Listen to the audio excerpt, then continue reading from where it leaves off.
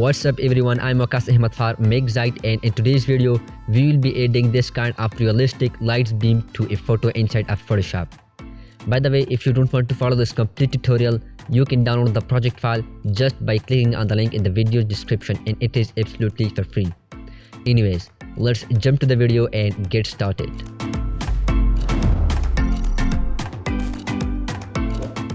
Okay, open your photo in Photoshop and unlock it. Rename it subject and convert it into a smart object. Now to make the image darker, let's create new curves adjustment layer and make the image darker just like this.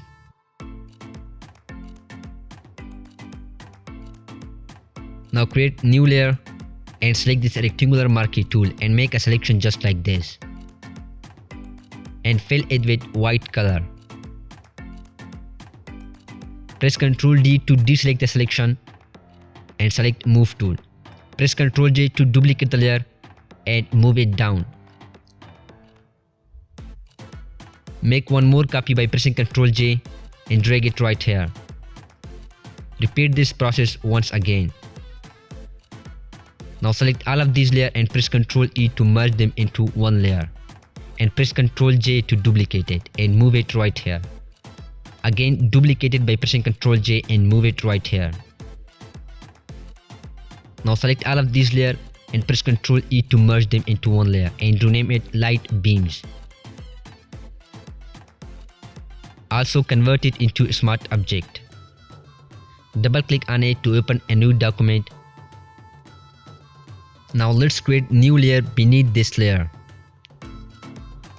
and fill it with black color.